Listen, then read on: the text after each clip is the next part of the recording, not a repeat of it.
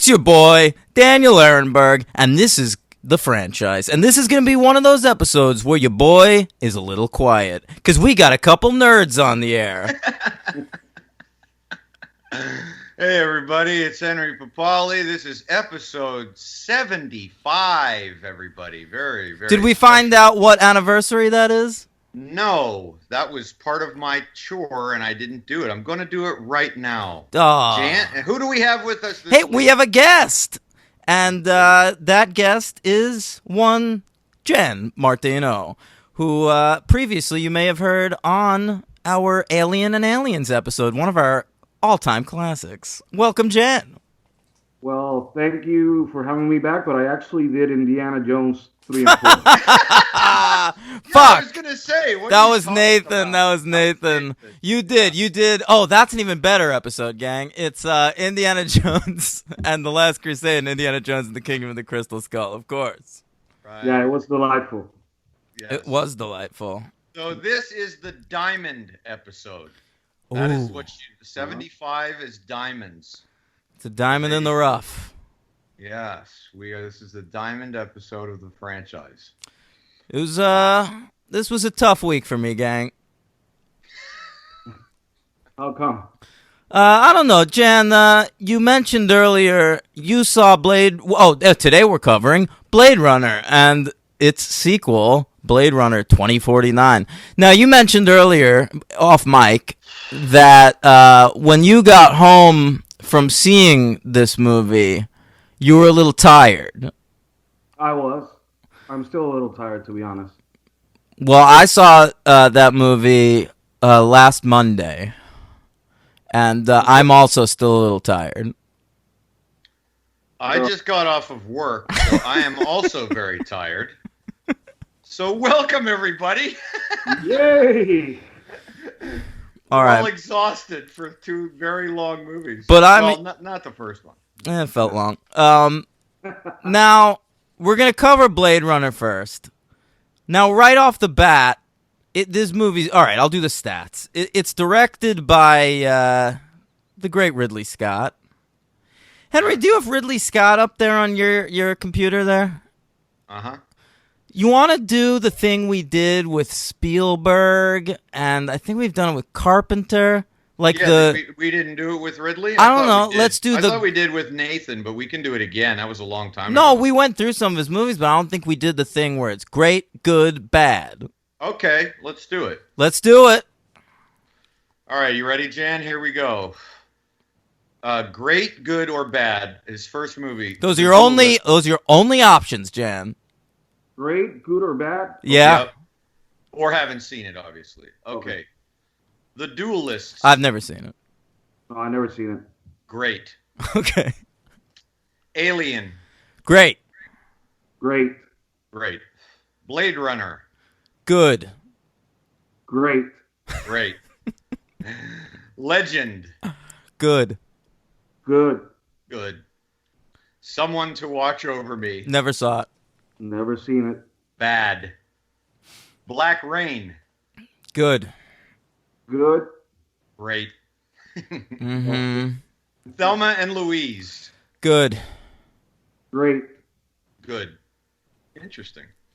1492. Bad. Conquest of Paradise. No, I haven't seen it. Bad. Terrible. White Squall. Bad. Bad. Never saw it. G.I. Jane. Bad. Bad. Bad. Gladiator. Good. Good. Good. Hey, Lot of now agreement here. listen. But I'm proving a point, and that's that. Let's stop talking about Ridley Scott as one of the great filmmakers. I'm not going to go there yet. Okay, He's made enough to qualify. he's a Right. good filmmaker. Yeah, but he made two films that I consider masterpieces, so... Exactly. I Just gotta put him one, up. just one for me. Okay, Hannibal. good. Bad. Bad. Okay. Black Hawk Down. Oh, I'll go great on that one. Good. Good. Hartnett. Matchstick Men. Good. Good. Good. Kingdom of Heaven. Bad. Bad. Never saw it all the way through. A Good Year. Some asshole on the internet is gonna be like, "Oh, you thought Kingdom of Heaven was bad? You should watch the director's cut." Shut up! I'm never doing that. No, me neither. A Good Year, bad. I haven't seen it. A Good Year, a bad movie. Jan hasn't seen it. I saw it. It is bad. Mm, American Gangster. good. Good. Good. Body of Lies. Never saw it. I don't even know what that is. Exactly. And it's because the title is so generic. It's a terrible title, but it's a good movie. I'm going good. Robin Hood. Bad. Which one? The one with the The Russell Russell Crowe Crowe. shit. oh, bad. I liked it. Good. What? I did. I'm giving it a good. You're a nut job. There's never been a good Robin Hood movie. I know. Prometheus. Good. Great. Great. The Counselor. Didn't see it. Didn't see it. Great. Exodus. Gods and Kings. Skipped it with a passion. Yeah, same here. I saw it. It is Bud. It's bad. Okay, thank you. The Martian. Good. It's a good movie. Bad. Alien Covenant. Good. I have to say I still haven't seen it. I'm gonna go bad. No, it's not bad. It probably isn't bad. I was just so disappointed. That's it. Okay. Now, I had two greats. You also had two greats. He's made a whole lot of movies. Only I had two of more them than- great. I had more than two greats. Okay. I had The Duelist, Alien, Blade Right. Runner, Black Rain. Black Rain. Yeah. And Prometheus and The Counselor. I've got like 6. Okay, I ha- gang. All I I'm have- saying is this guy ain't such great shakes. All right. He's made I a did- lot of movies. I think it's man. I don't know. I Hey, think he's we very did Spielberg and John Carpenter this same way, and they had way more greats. Really? Did they? Yes.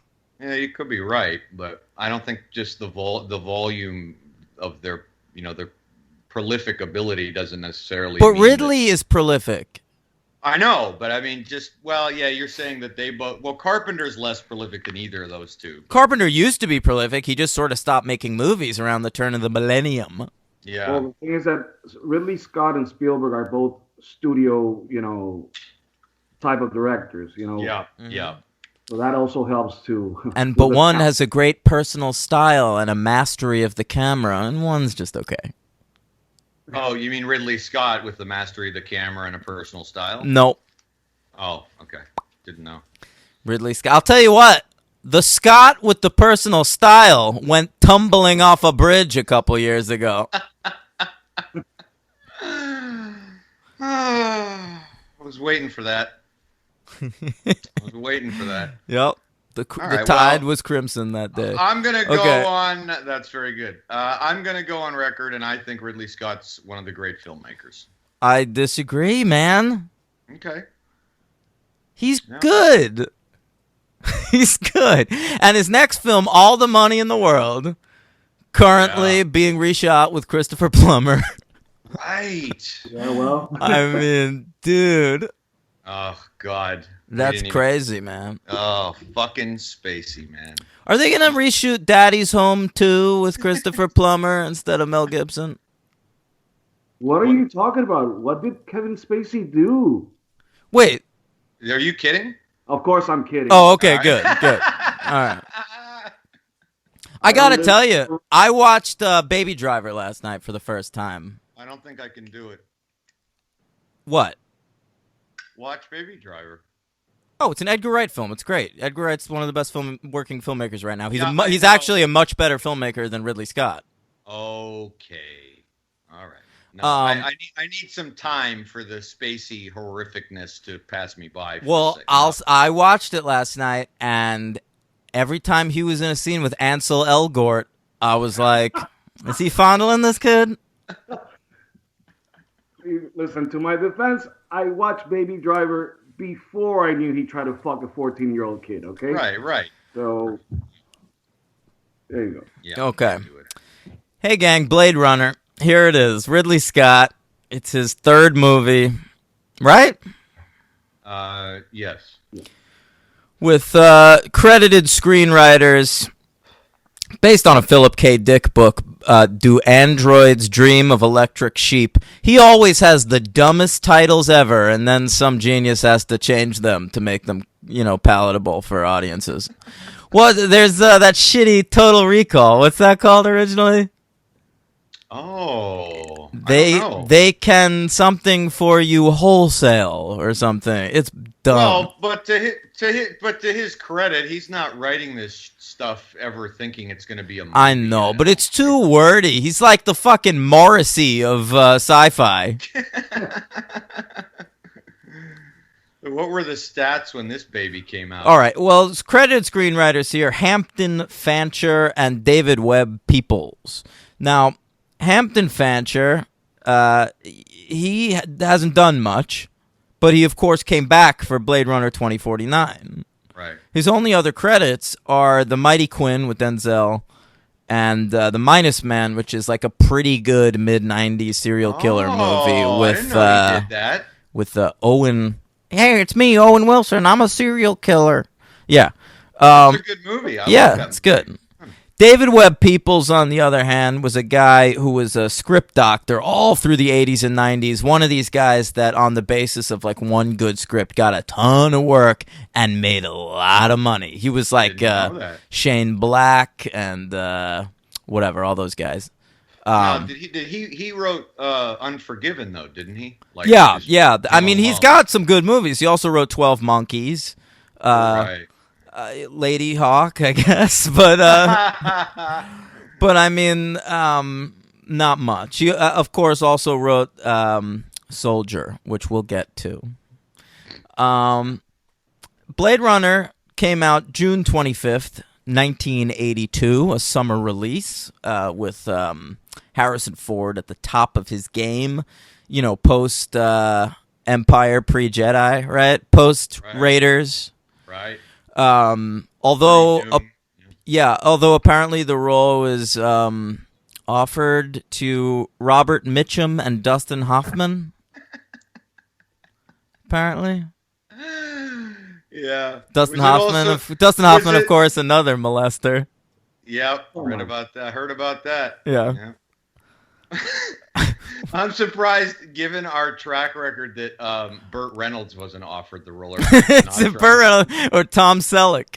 Right. Yeah. Frank Yeah. Sinatra, Blade Runner. Yeah. Hey. Frank Sinatra is in Blade Runner 2049, so it's not too much of a stretch. I got a replicant. You're trying too hard. Yeah, that was more Tony Bennett, actually. That was very It was, Tony it Bennett. was. Thank you. Okay, it's obviously a well-remembered film. It came in with a budget of $28 million, box office of 33.8. So, Flop. bit of a flop. And, it's a cult favorite, though. It is now in the National Film Registry. It was Oscar nominated for Best Art Direction, Set Decoration, and Best of Visual Effects. It lost Art Direction to Gandhi and Visual Effects to E.T., the Extraterrestrial. That's fucking ridiculous. That is kind of ridiculous. I mean, I was just talking about how much better Spielberg is than Ridley Scott, but that is ridiculous. Come on. Golden Globe nominated for the score by Vangelis. Yeah. Also lost to E.T. Ugh. Oh. I guess that you guys hate E.T. No. hate it. He I hates hate E.T. I just think it's good. Yeah, because you're gonna love then my 1982 top 10 list.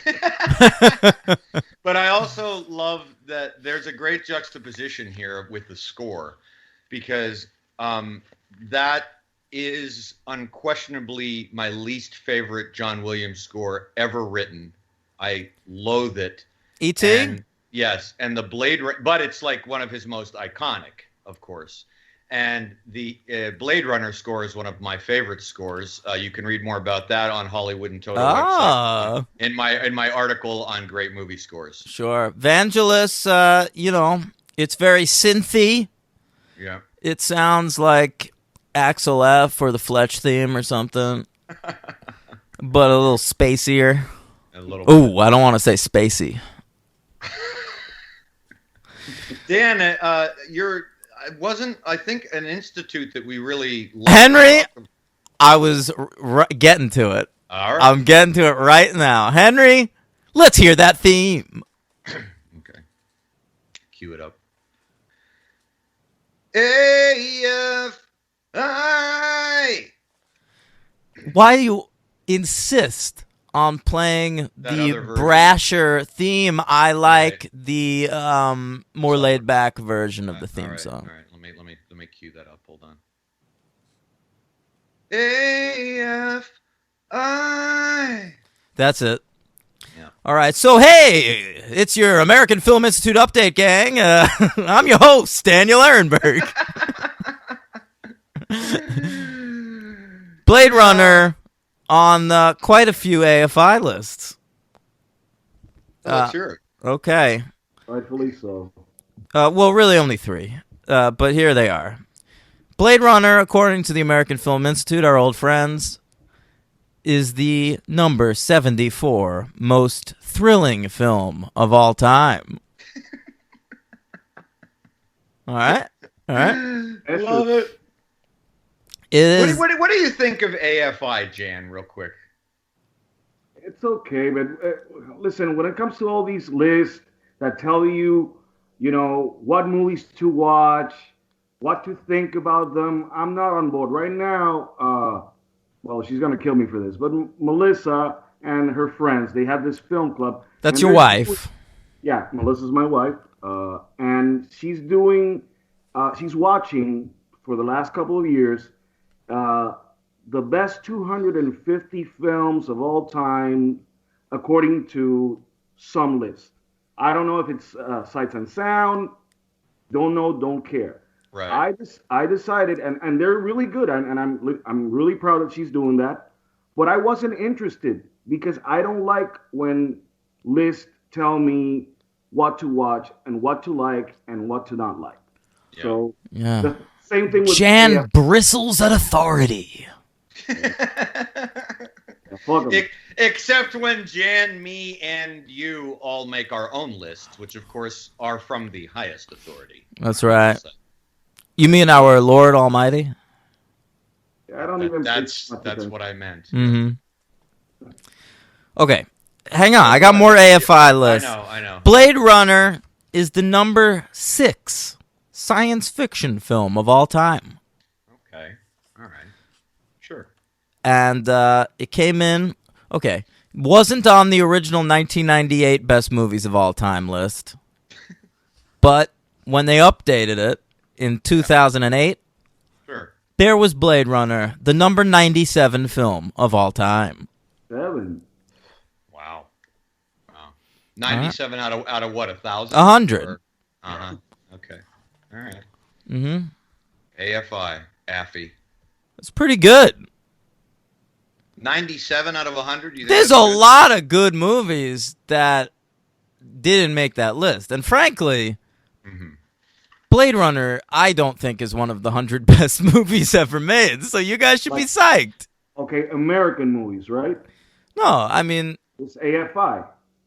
doesn't AFI have... I think they do. I think that just means they're Americans that pick them. I don't think it excludes foreign films, but who the fuck knows? They're not exactly scholars. I mean, the AFI is comprised of like actors and shit. So there's a currently, I will say this in the AFI update, the sex scandal. Really? AFI sex scandal. What's that? They have a program where they get like 20 up and coming filmmakers, and then they pick like the 3 best short films that they make, and then they're allowed to make a feature length movie using the money from AFI. And so in the 80s, I guess, this one lady was propositioned by her professor at the American Film Institute and then got dropped from the class. Okay. And she just came out like this week. You know, in the wake of Weinstein Gate. Right. Yeah. Right. Weinstein Gate. Is it okay to call it Weinstein Gate? Yeah. It involves, I mean, a lot of Hollywood celebrities now are like, I mean, I'm afraid to watch movies again. I've been calling it The Reckoning. I reckon. Well, that's good. Yeah, Yeah. that is good. Okay. So that's your AFI update, gang. Let's hear that theme one more time. Okay, hold on. Sorry. AFI. All right. Back to Blade Runner. This baby came in at number 27 for 1982, right between 2 classics, Airplane 2, the sequel, and Victor Victoria. And, all right, you want to do our 82 list, Hank? Very, very quickly indeed. I just want to hear Jan's mostly. Okay. Go ahead, Jan. Number 10. Tootsie. Oh, come on! We're not doing these lists. Wow, I didn't know you liked Tootsie, Jan. Well, I've only seen it once. Oh, okay. I'm out. Yeah, I was never on the board with What a that one, perfect comedy, a dude dressing up like a lady. It was 1982. Other times. but- Yeah. What do you mean other times? Like, you look at the other comedies that came out in 1982. I've got none on this list. Well, number 9. I have 48 Hours as number 9. Okay. Yeah. Henry, All right, what are well, your let me 10 do and then. 9? We did 10 and 9. I added one that I always liked, and it's probably not deserving, but I put it on as number 10. Creep Show. Ooh, I like it. You're still in the Yeah. throes of Shocktober, I think. Maybe I am still. Yeah. Creep Show. And then number 9, I put Poltergeist. Okay. My number 10 is The World According to Garp. And my number 9 is Blade Runner. Oh, it made your top 10. Yeah. Oh, okay. I forgot about that. All right. Jan, number 8. The Verdict. All right. My number 8 is Star Trek II, The Wrath of Khan. Mine is Gandhi. All right. Jan, number 7. You're gonna flip, because I think that you hate this composer. So, Koyaanisqatsi. No, that's great. I do love I love that movie though. I didn't know that was 82. I thought that was 83. Let's not fucking worry. Okay, It's fine. It's on my because it's not on my 82 list. Who It's on my gives a 83. shit? Yeah, great movie. Number 7 for me is Death Trap. I have Poltergeist. All right. Number 6, Jan. The King of Comedy. That's 1983. Yeah, that would be on my list too. It's okay. I don't know, and I look like 10 different lists. They all have it at 1982. Oh, all right. Fair enough. My number 6 is Diner. Mine's Death Trap. Number 5, Jan. Of course, you're gonna love it. E.T. Yeah. Oof. Number 5, and I moved it up after all this time. The Verdict. Mine is Diner. Okay. Number 4, Jan. Burden of Dreams. Good one. Oh, good one. Mine is White Dog. Right. Never heard of it. Never saw it. My number 4 is Gandhi. Okay. Jan, number 3. Fanny and Alexander. Oh, so fucking good. Why isn't that on my list? Wait, that's Probably gotta in be on Victor. some other year. Yeah. Now Maybe he I was cares. watching 82 and 83. I don't know, but I mean, if it's 82, it's up there with the big boys. Okay, yeah, agreed. All right, I've got. What's yours, Hank? 48 hours. I got Fitzcarraldo. Number 2 movie of 1982, Jan. Fitzcarraldo. Mm-hmm. Number 2 of 1982 for me is The Thing. Henry, did you watch Fitzcarraldo? No. I told you to like a week ago or something. I know when we had Jason on. Yeah. Number 2 for you? The Verdict. The Verdict. And the number 1 film of 1982, Jan, is? The one that we're reviewing tonight, Blade Runner. And it is for me as well. Mine is The Thing by a much better filmmaker, John Carpenter. Okay. So I'm surprised that you both like Gandhi, right? I think that Gandhi's one of the most overrated movies of all time. I hate it. Really? Yeah. Oh. It's number 8 on my list. I mean, I don't think it's like unimpeachable or anything, but it's a good movie, great performance. I think it's great. I love it. All right, listen, I'm going to fucking shut up now. You guys go jerk each other off over Blade Runner. Jan, let's go for the plot, buddy. Okay, I feel like a victim of Louis C.K. here, just locked in a room with jerkers. Well, now let's make something clear. Dan watched the theatrical cut, so Dan has got a different ending. Dan has got narration, and I presume Jan and I probably watched the director's cut. Yeah, because okay, let's talk about the conversation that Henry and I had last week. Okay. Because when we started this podcast, we came up with a golden rule, which is that unless we're in dire straits and we can't find it, we would choose to watch the theatrical version of a movie. Okay. But Henry insisted last week that I watch the director's cut, which didn't come out until the 90s. Okay? Right. That's going against everything that we do. I don't care that you're a nerd and you like it more.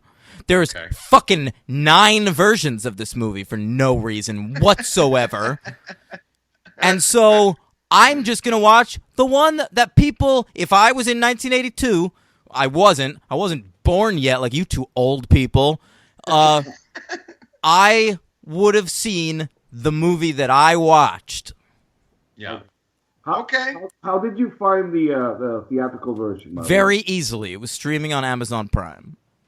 Okay, because I have a like an Amazon what is it? The Fire Stick, the Fire TV, and I tried streaming when I put Blade Runner. It's only the director's cut that comes up. The director's cut and the final cut, which is pretty much the same with some technical issues here and there. Now, what's the final cut? It was remastered, but it's basically, the 2007 version of the director's cut. See, I don't even know that. I mean, I've never seen that. So for me, there's just the 2 cuts. I've never seen any of the other ones. Do the replicants slither around in that movie and Harrison Ford jumps over them? Very funny. Yeah. It's very funny. Says the man who insists on watching Star Wars in its bastardized form. I don't insist on it. I just don't give a shit what version of Star Wars I watch. Although I have now, I can't watch that Jedi remastered anymore. That one sucks. So when we but the other two are fine. Wars, when we watch the Star Wars, what are you going to do? If the originals are available, that's what I want to watch. Well, I didn't have the original Blade Runner anymore. I had it on VHS. That's the version I actually grew up with and knew my whole life. But you're giving me shit for watching what we said we wanted to do when we founded this podcast. Allow me to respond in kind, all right? And I will explain. The reason is that the director's cut of this movie I find to be one of the only exceptions to the rule, which is my fault for saying when we started this show, and I don't even know if I knew a new Blade Runner would come out, so I probably didn't think we'd ever cover Blade Runner. But this is not one of those capricious director's cuts. This is just one that was, I thought when I saw it in 97, it was released in a theater I saw, that was just considered back in the day the final word, the only real word. And it was, so in my mind, it was kind of like a film that was made incomplete. And so having known now what I didn't know then, I would be totally on board with you, Dan. But the mentality that I came to Blade Runner with was that this is the way the movie was intended to be released all along. Yes. And there was never any real validity to the theatrical cut. That's nonsense. No. Listen. Let Jan talk. Jan picked this franchise, so go for it. I want to hear what Jan has to say on here. So go. You guys, I mean, you're doing this podcast because you admire movies and filmmakers and their vision, and we make fun of them sometimes, but we really revere, movie making. And this is what Ridley Scott intended to make. The theatrical version was a dumbed down version that was picked and pushed by the studio, not Ridley Scott, because it wasn't clear enough that it was a fucking film noir. So we have to also have a Chandler-esque voiceover over it. Right. So no, we don't need. And the beauty of this film, for me, it's that it's ambiguous, that it's open to interpretation, and that got lost when you try to spell it out. It gets lost. And I mean, we haven't talked about the plot yet, but for me, it's a masterpiece, and it's a movie that has stayed with me. And I remember that I was talking to another friend of ours, Casey from Barnes & Noble. Yeah. And he said to me, well, this movie hasn't aged well. And I thought that was ridiculous. Sorry, Casey. Sorry, Casey, if you're listening, but it's ridiculous. Casey is not listening. No, he doesn't care about our show. Yeah. Well, great. So I can say, fuck you, Casey. Yeah, absolutely. Yeah. For me, this movie felt like a future that could happen. Even back in the 90s, or even back in the 80s when I watched the theatrical version on VHS. Yeah. It scared me, and it was poignant because it's a future that, yes, it has flying cars and shit like that, and it's sci-fi after all, but it was right at the, it was right there for me. Yeah. And it still holds, at least this one. 2049, we'll talk about that later. I agree. So does that still not that doesn't justify it to you, Dan? When I was 15, I sat down and wrote a novel called People Who I've Long Since Forgotten. Okay? Now, in my head, the intention was for that novel to be as good as a heartbreaking work of staggering genius by Dave Eggers. Right. Okay? Right. Mm-hmm. But if you go back and read that novel today, it's not. Right. Okay? Right. Now, you were fucking 15. Now, yeah, that's true. Now I'm an adult. I'm 31. If I sat down and I edited that novel and tried to hammer it into the shape of something I could really be proud of, I might be able to do that. But it wouldn't be the thing. That's not the parallel, though. That's not really a parallel. I mean, the difference would be is if when you were 15, you wrote that book, and then someone's told you at that age of 15, everything in this, you need to make changes before we can submit it or produce it to anything else. And you just said, okay, fine, even if you didn't like that version that was released. And then you were finally allowed to release the version of that book you wanted to. But that's the version that was released. This movie came out in 1982. The version you two watched is not the version anybody saw. Well, that is true. But when I say we should cover the original versions of movies on this franchise, it's not on this show, the franchise. It's not because I think director's cuts are bastardized. I know. think you're probably right. Like the director's cut of Blade Runner probably is a much better movie than the one I watched. But I want to watch the original versions that people saw at the time. Okay. I understand that, and I respect it. Yeah. You know, That it's being just- said, the voiceover is obnoxiously bad. because Harrison Ford was phoning it in. And he seems that way. You know, I've heard people say that before, and I thought it was bullshit. Like, there's no way they could have released it if, like, he was phoning it in that much. But he does sound bored. He Yeah. was, yeah. Although he denied later that he phoned it in. He said he did it with as much enthusiasm as he could muster for something he didn't want to do. But I don't He's an think- asshole. Just fucking do your job. Oh, I have to do a voiceover. It's against my artistic credibility. Excuse me, I have to go make Witness now. Shut up. Get a real job. Yeah, I hear you.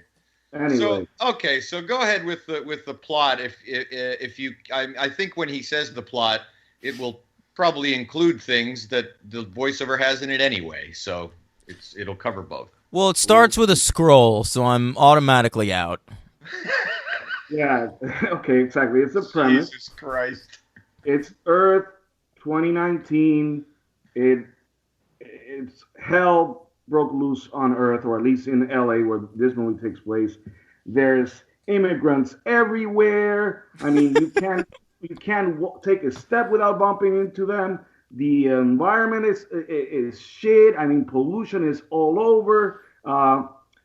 There's climate change because the way that they dress, they wear fucking jackets in LA. Right. So the world is going to shit. So there's these replicants who are basically humanoids. All right, they're robots, right? They're robots. Yeah. They're robots, but they are designed to mimic human beings with the exception that they don't have feelings. They don't develop feelings. Yeah, they're like the Cylons on Battlestar Galactica. I guess so. And No four of comment. them- No comment. Yeah. 4 of them, they revolt and escape the outer worlds. So that's where they keep them, not on Earth. And they got themselves back to Earth.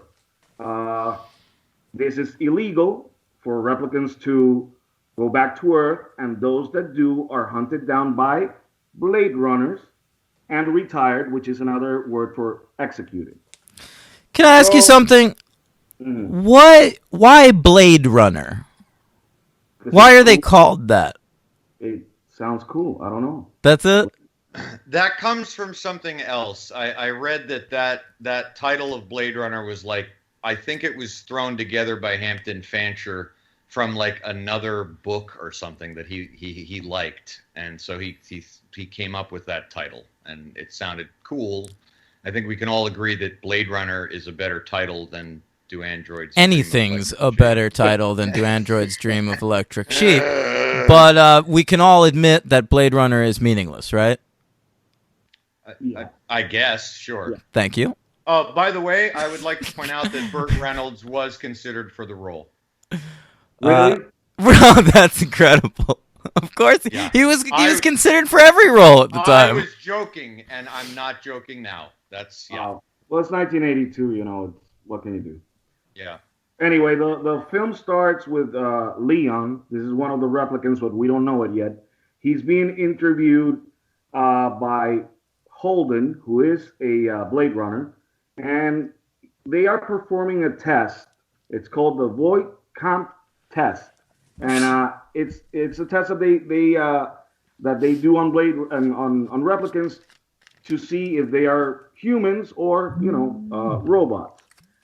So after 2 questions, Leon gets really upset after he's asked about his mother, and he kills Holden. He shoots him twice, and boom, Holden dead.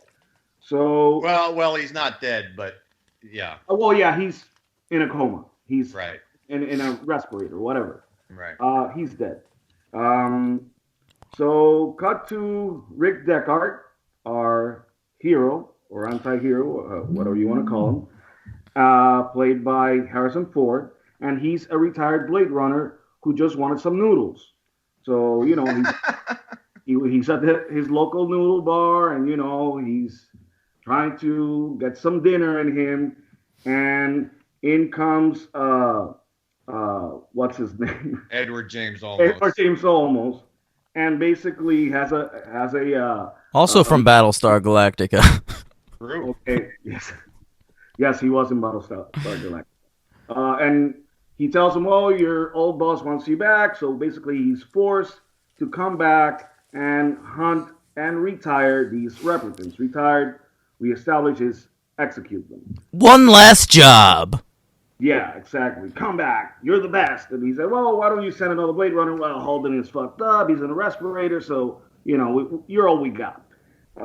This Played by the way, played by the great M. Emmett Walsh. Yes, and this is one of the things that I love the most about this movie. Yes, it is a sci-fi film, but it is also a film noir or a neo noir that they call it, or post-color noir, whatever. It's when the genre was dying off. The last great one was Chinatown, probably, and it's filled with references to the genre. There's ceiling fans all over the place, which is funny because it's 2019 in LA and they have flying cars but no air conditioning. I didn't think of that. Well, let's go with it because it's a direct reference to film noirs. Yeah. There's also a lot of shades, window shades, and a lot of shadows. It's like the photography and the direction is really cool. So in this scene, it is established we are watching a film noir that takes place in the future. So after he said he's told to come back and hunt them down, we find out that there's 4 on the loose. Leon, who we already met, Roy Batty, and that's the leader. That's Rutger Hauer.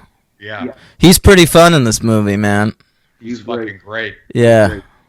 And then there's Sora, and then there's Pris, which is what's her name? Daryl Hannah. Daryl Hannah. Yeah. Yeah. I don't know what the actor's name She is. looks crazy in this movie. I was kind of into it. It was like Oh, by the way, there is no Pris, only Zool. yeah. Oh, by the way, real quick, the title Blade Runner, it's from a William S. Burroughs novel, and Ridley Scott liked the name, called The Blade Runner, so that's how he took it. Hey, it's me, William S. Burroughs. I came up with the title Blade Runner. Speaking of perverts. It's one of my best impressions, though. Oh, really? That's good. Thank you. Yeah, William S. Burroughs, another overrated asshole. Okay. Ooh. So after this, Deckard is sent to the Tyrell company to see Mr. Tyrell, who is the inventor of the replicants. Mm. And I guess that he wants to find out, a little bit more about this replicants, but at the same time, Tyrell wants him to conduct the Voight Kampff test on his assistant, just to see if the test is accurate or not. Replicants. So, why did it have to be replicants? I know. So he sits down with Sean Young, right? Okay, stop right there. Let's talk about Sean Young.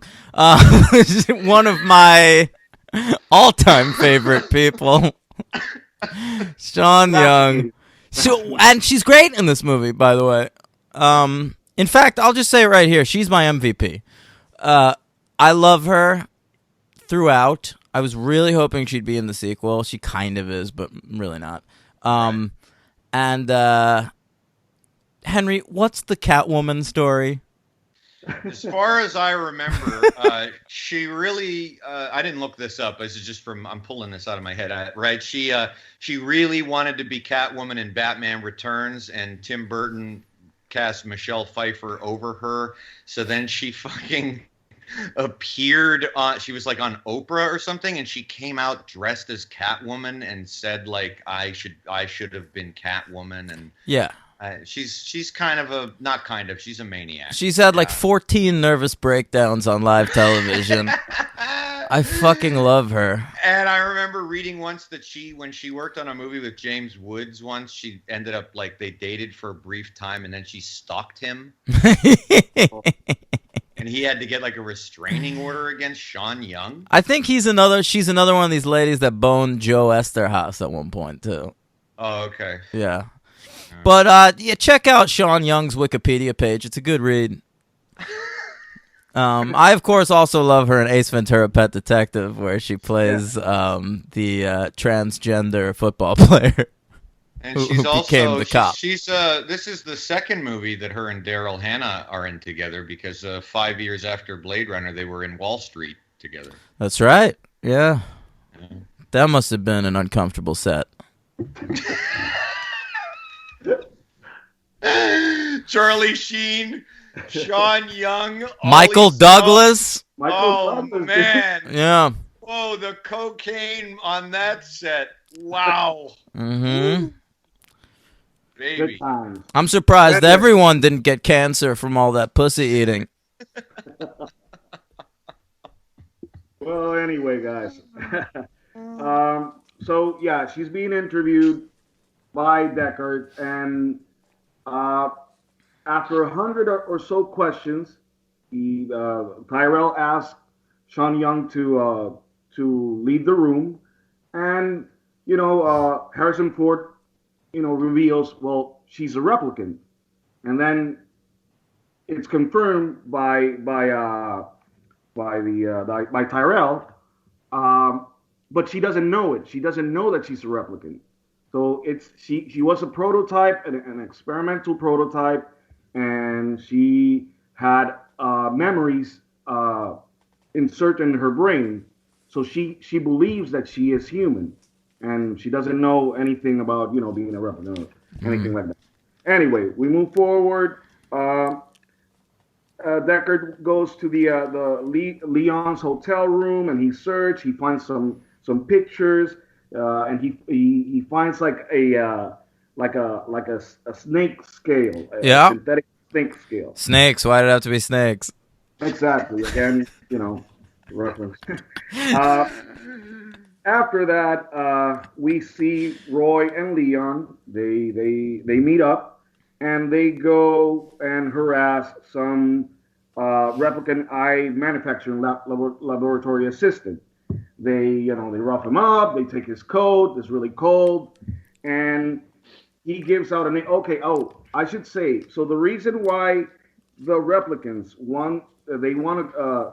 they came back to Earth, and they're doing like an investigation of their own, is that they have a lifespan that is only 4 years. So they're dying, and they want to find out how can they reverse the process. But there is another breed of replicant that can live like a human lifespan, right? We don't know that yet. Oh, excuse me. No spoilers. But yes, eventually, yeah.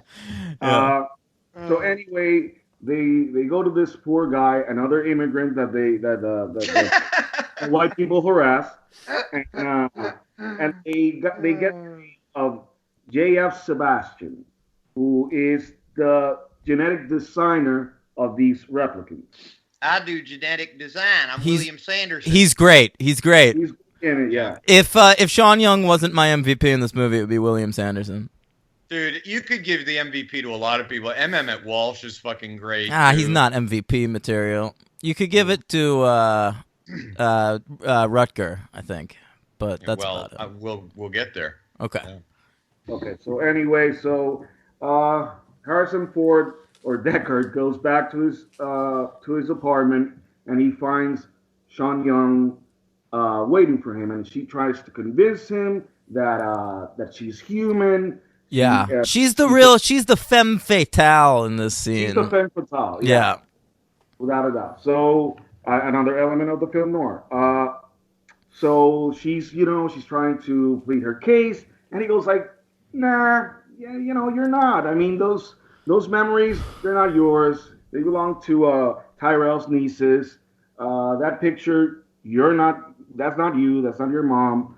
and she starts to cry. She's crushed, and Deckard feels bad and tries to calm her down. And said, "No, I was just kidding. Of course you're human. You were human all along. I was just fucking with you." But she's not. She's not having it, and she leaves.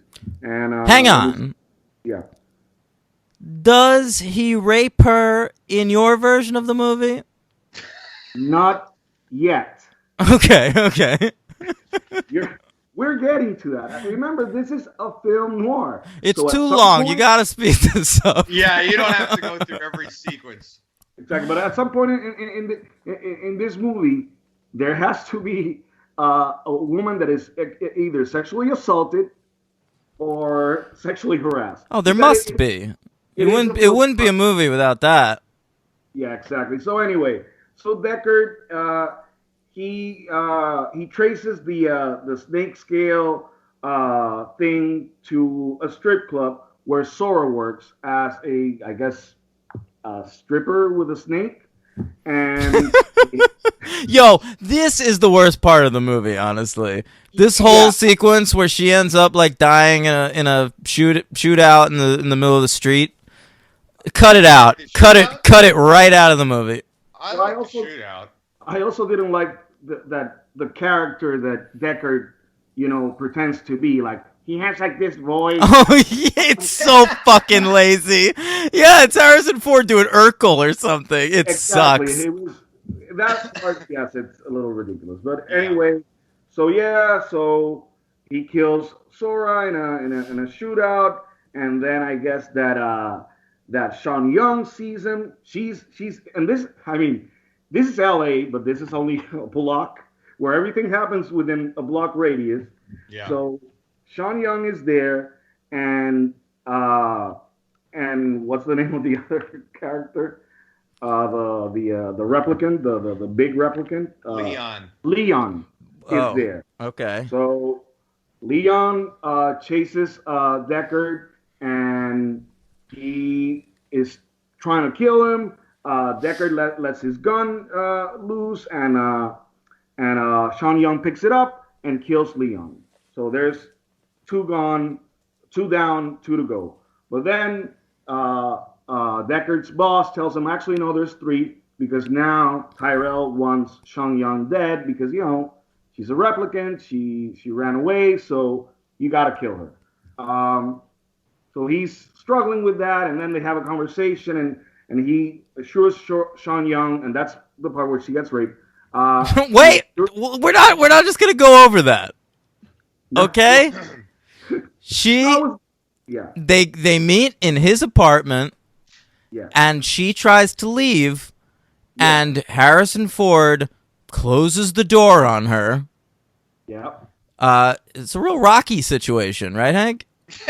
And Yeah, it is actually very reminiscent of that. and he Yeah. pushes her against the wall and forces a kiss on her, and he robo rapes her.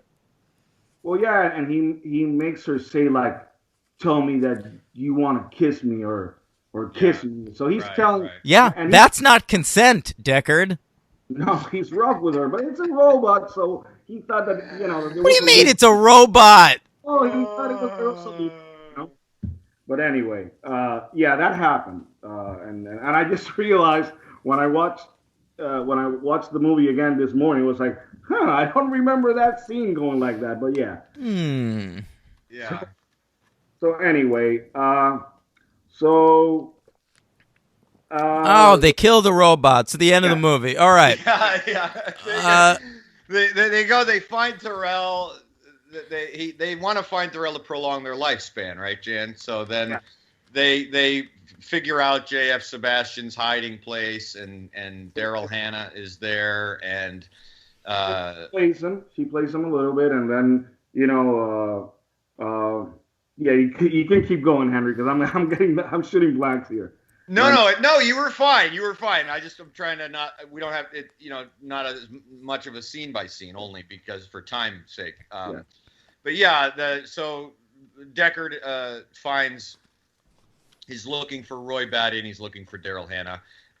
Roy Batty basically blackmails J.F. Sebastian into bringing him up to meet Tyrell. Very hard man to meet. They have a great scene together that is terrifying and brilliantly lit and directed and acted, where Rutger Hauer meets his maker and crushes his skull and then kills J.F. Sebastian. All right, and there's a gay kiss in that scene, right? Right. Yeah. It's like a father and son kiss. Oh, I thought it was a gay kiss. Nothing good. We can talk about all that stuff. Let me just get the plot over. Oh, hurry the fuck up. Right. So Roy Batty goes back to Daryl Hannah's apartment. Deckard is there. He has killed Daryl Hannah. And then the final sequence of the movie is Harrison Ford and Rutger Hauer battling it out. And Rutger Hauer overpowering Ford but sparing his life and having a moment of extreme humanity, where he talks about being a slave on off-world, and then the movie concludes with Harrison Ford, with Rutger Hauer dying, expiring. Wait a second, Henry. I'm gonna interrupt. He to me, that's one of the most beautiful deaths. No, I want to get back to that. I just want to finish the plot. Okay. Then we can talk about different scenes. Okay. Harrison Ford goes back to the apartment to get Rachel and get the hell out of town, and they leave. The elevator closes. Cut to credits. The movie ends. Yeah, it's not in Dan's version. Oh, yeah, well, there's another voiceover, and then the steampunk robots face up to their own mortality, and they run away together. They drive off into the sunset, literally, in a car. That is not in the other version. Oh, okay. You don't know what if they make it out or they don't make it out. Oh, they make it out just fine. Well, also we see before the end of the movie, we see that as Deckard is running away, he sees an origami unicorn, right, which is a memory that he has throughout the movie. And the origami was left there by Edward James Olmos. Yeah. Who, all throughout the movie, he's doing origami figures, and this one is of a unicorn. He sees it, and it's like, oh shit, that's my memory. And then he goes inside the elevator closes, the end. It's a real white horse situation. He turns out to be, he's a replicant, right, Deckard? No, that is up to conjecture. But he is. All right, now wait a second. All right, we finished the plot. Now we can talk about individual scenes here that we like, because I want to hear Jan's take on the Rutger Hauer death scene and all that.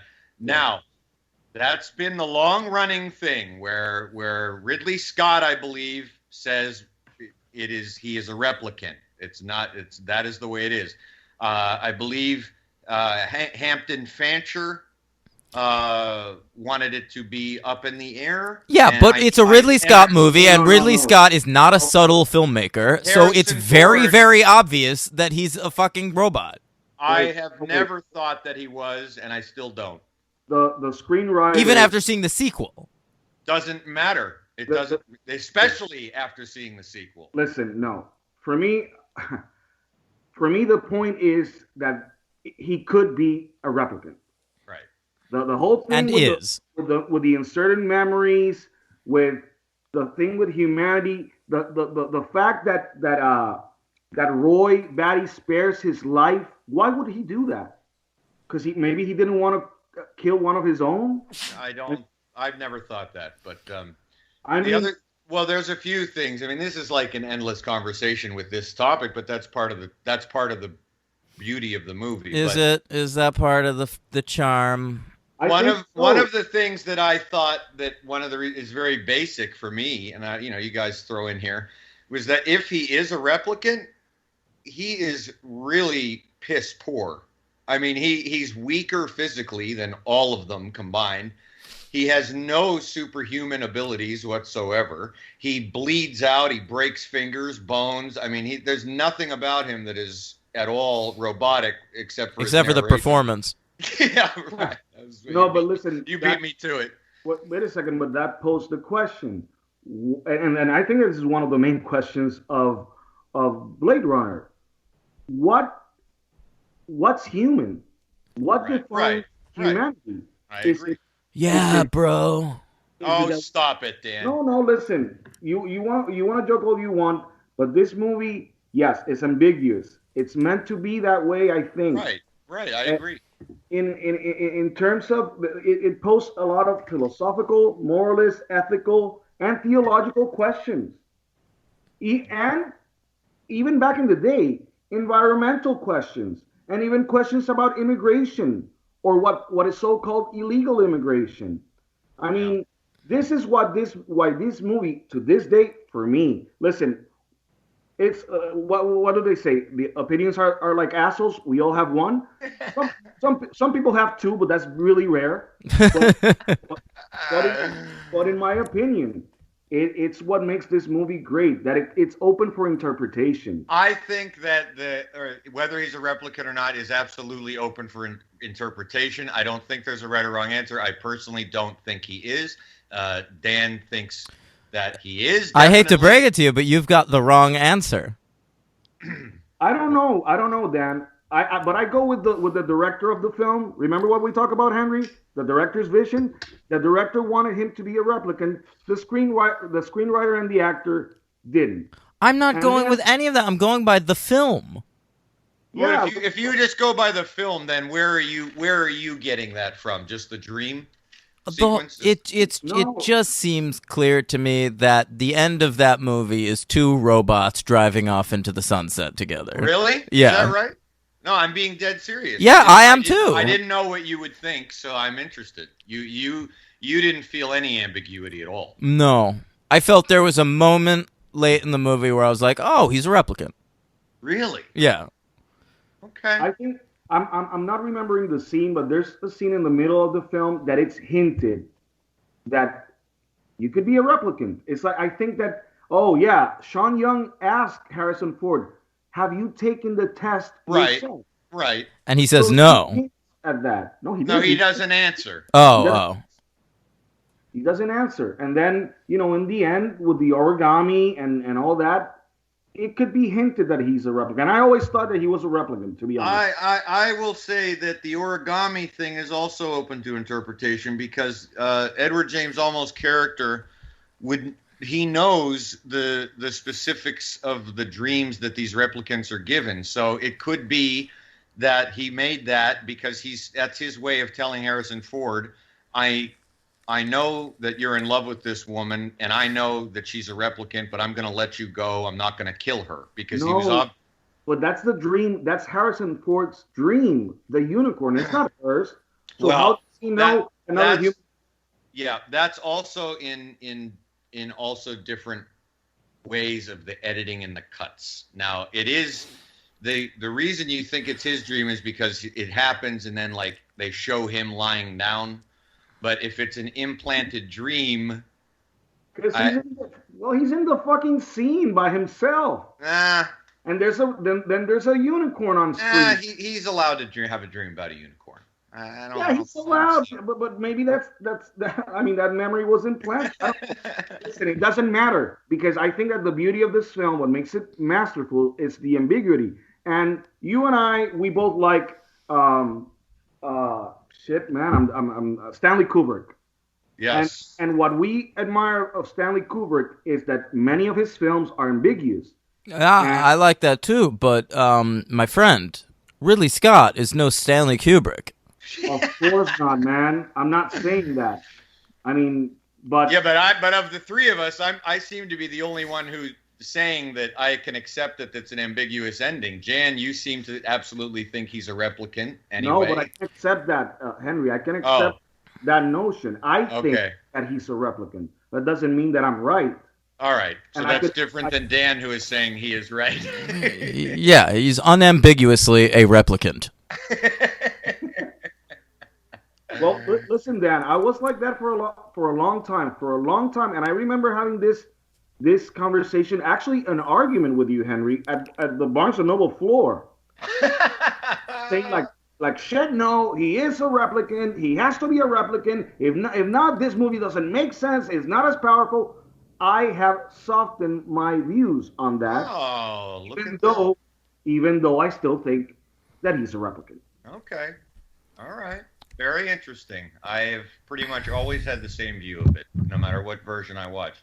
We'll have to wake up Dan. I think he fell asleep. 3 stars. Jeez, man. I know he's being very uncooperative this week. I'm being very cooperative. You don't have anything else to say about this movie. It's good. Production design. It's okay. Nothing about the movie. It's beautiful looking. The look of it's really great. Holds up for the most part. The look of it, anyway. Good performances for the most part. A little up its own ass. It's a little cold. I didn't care about anybody. You didn't like the scene at the end that Jan referenced with the tears in the rain, and I liked that scene. I thought that was pretty beautiful. Well written more than anything else. I just Chinatown. Chinatown is a far better exercise in modern noir. I don't know, man. It's fine. It's just it leaves me cold. I just don't care. No, I mean I'm asking because you're definitely of the stuff we've covered. It's definitely one of the movies where you're, definitely, and this. You're in the minority opinion. I think for the most part. So that's why I'm curious as to. I think it's because I didn't grow up with it. You think so? I think there's a strong nostalgia thing with this movie that I don't have. Well, I don't see. I disagree with you. I'm giving you a pass because you watched the theatrical version. But if it was a nostalgia issue, I would be with you with the thinking about the theatrical version and the original cut. But it's not. I enjoyed in 2007. I watched this movie at the now late Ziegfeld Theater. It was remastered. It was beautiful. It reminded me. I was like, holy shit, man! This is a great film. Yeah. And it still holds up for me, at least. All right. Henry? Okay. 5 stars. Okay. 5 stars for me. All right. My MVP is Sean Young. My MVP is a tie with Ridley Scott and Rutger Hauer. All right. A tie and you're doing a director, but fine. Hey. Stop with the fucking grief, all right? Listen, I'm the heel this week. Jesus Christ.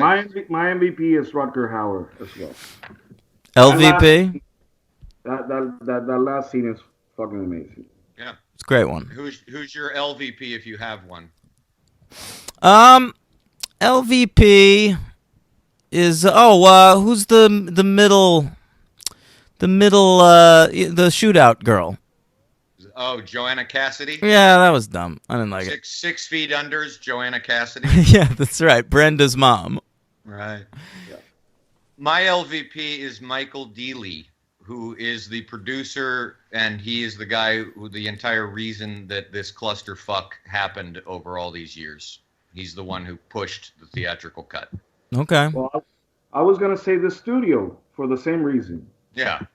All right. What is the studio? It's like 4 different studios. That's why I didn't pick a studio. Okay. I don't know. It's like a whole bunch of things, right? I think, yeah.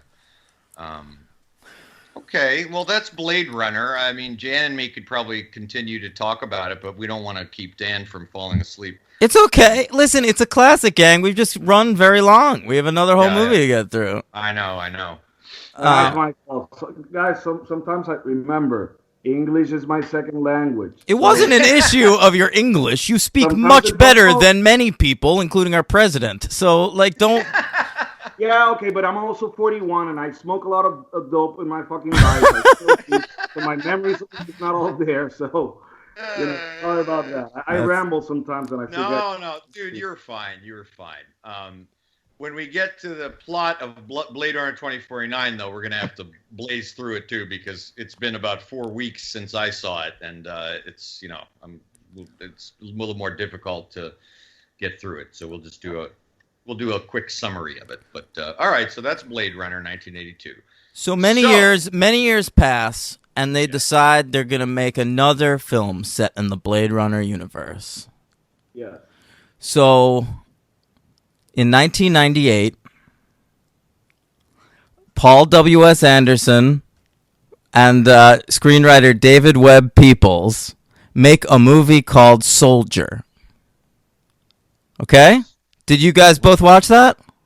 I did not watch Soldier. No. Henry? No, didn't get around to it. You didn't, huh? No. Even though you chose Blade Runner. That's right. I chose Blade Runner. And this is a film set in the Blade Runner universe. Oh, for fuck's sake! And Soldier? I asked you to watch it last week. I did not have a chance. I took. Yeah, I'm not even entertaining this reprimand. I watched it. You watched it. Yeah. You didn't have to do that. Listen, There's I'm no diligent. reason. I am devoted to the podcast. Okay. I want to cover franchises in their entireties. Oh, okay. Listen. To be honest, I didn't know that Soldier was. I know, and that's quite all right. But Henry and I had a long conversation about this, and I asked him to watch this film. I wasn't able to do that. Was it any good? Okay, so David Webb Peoples, one of the co-writers of Blade Runner, wrote the script right after Blade Runner got made back in 1982. But it took 15 years to get made. It comes out October 23rd, 1998. A budget of $60 million, a box office take of $14.6 million. And it's about Kurt Russell's in it. Are you having fun? Yeah. You're going to be doing this alone. Yeah, Kurt Russell. We're not covering Soldier. He plays a replicant in the Blade Runner universe, and they're now making new model replicants that are faster and stronger than the Kurt Russell model. And furious. So Kurt Russell, they plant him on a prison planet. No, not a prison planet. Like a junkyard planet. It's all trash, and he's living there with like a group of other people that are living on this planet. There's junk, those cars from Blade Runner everywhere. Yeah. And his name is Todd, and soon Todd, Kurt Russell, gets in a battle with the stronger model replicants. One of them is Jason Scott Lee, and there's a love story. He falls in love with a human woman played by that lady from Gladiator. So Connie Nielsen, is that her name? I don't know. I don't remember her being in Blade Runner 2049, but yeah. I'm not talking about Blade Runner 2049. I'm talking about the second of the 3 Blade Runner films. Oh, right. You're that person. Okay, Yeah. All right. So Soldier. By the way, I'm against that. I'm not gonna call it that. I am. Part of the Blade Runner. It is part of the Blade Runner franchise, which is what we're covering on this episode. Such an idiot. Oh my god. So eating up this time. So Go ahead. yeah, so Connie Nielsen has a husband. He gets killed in the battle, so Todd gets to be with Connie Nielsen at the end of the movie, and they ride off into the sunset together. It feels a lot like Blade Runner in tone, but it's directed by Paul W.S. Anderson, so it's got a lot of his hallmarks. There's rabid dogs like from Resident Evil. It looks a lot like Event Horizon in some spots. And it's a piece of garbage, 1 star. I will say the one thing it has over these other 2 Blade Runner movies, 1 hour and 39 minutes. MVP. God, hey, listeners, you thought Dan was an asshole on Superman Returns. I'd say he might be topping it on this one. You think so? I don't know. There's some fun. It's funny. Okay, so I'll say the MVP is Gary Busey. Gary Busey. Yeah, he's really great in the movie. And I'll say LVP Jason Scott Lee. He's just a blank slate, you know? Yeah, I do know what you mean. So that's Soldier. That's Soldier for the people who were interested in that coverage. Yeah. Check out our Soldier episode. Which should have been included on our Paul W.S. Anderson spree, I suppose, right, with Resident Evil. And Yeah, Alien it also had Predator. Jason Isaacs in it, a Resident Evil actor. Oh, okay. Wow. So the second in the Blade Runner That's the trilogy. second in the Blade Runner franchise. David Webb Peoples calls it a sidequel to Blade Runner. He invented that word. I see. Yeah. So That's Soldier. I did my due diligence as a co-host of this podcast, and I watched it. And there you have it. That's really good for you. No, listen, as your guest, I appreciate it. Yeah, absolutely. Yeah, it's just brilliant. I'm gonna get you a fucking medal. Yeah, a soldier's medal. 19 years the reason it's called Soldier, they didn't have the Blade Runner copyright, so why not? It's part of the franchise. Well, it's a different studio, so instead of saying replicant, they say Soldier. Oh, but it takes place in the universe and it uses all the same designs. Oh, yeah. Mm-hmm. Okay. 19 years later, we get Blade Runner 2049 by one of the greatest directors working today, I think, Denis Villeneuve. I agree. Agreed. Sicario, Prisoners, Arrival, Ansandi. Did I miss any? Enemy, which I haven't seen, but by all accounts, including Henry's, is very good, right? Oh, yes. Yeah. He's a superb director. He's great. He's never made a bad movie, and Blade Runner 2049 is not his first bad movie. I will say that. Oh, well, look at that. Some light at the end of your endless tunnel. All right. Jesus. Your endless tunnel of darkness. All right. Well, that's good to hear. Yeah. You didn't loathe it. No. Okay. I didn't loathe Blade Runner either. No, I know. But I actually thought you might loathe this one. Not at all. I loathed the running time. Yeah, I knew. Well, we knew that going in. Yeah. Yeah. Okay. 2 hours and 43 minutes. My kind of film. Ugh. Co-written by original Blade Runner writer Hampton Fancher and the great Michael Green, who I've been a fan of for over a decade now. He's a great writer, and I'm glad this year has been the year of Michael Green. Yeah, you're right about that. Because he wrote Alien Covenant and this and The New Murder on the Orient Express. And Logan, yeah. Fucking that guy's everywhere. Yeah, the only thing he co-wrote, which I'm sure he would want to take off of his credits, would be Green Lantern. Yeah, well, he was a comic book writer at the time, so it was one of those things they got a comic book guy to work on. And I see now that you would really like him because he was a writer, on Sex and the City. And, yeah, he was a writer on the original season of Heroes. Right, and you love that show American Gods, right? Yeah, which he co-created with Brian Fuller. Right. And also this year, holy fuck. A banner year. Yeah, and he created a really underappreciated show called Kings. Oh, okay. Yeah, with Ian McShane. Oh, okay. Yeah. They go together. All right. Yeah, they go together like bip bidip bidip doo apa dooby doo. Right, as Brett Ratner would say. Oh, let's not talk about him. Daddy-o. Yep. So, Blade Runner 2049 comes out just a month ago on October 6th of 2017 on a ridiculous budget of $185, a laughable budget. $185. Oh, $185. Wow, boy, they really skimped on that. $185 million, of course. Come on, that should have been $110.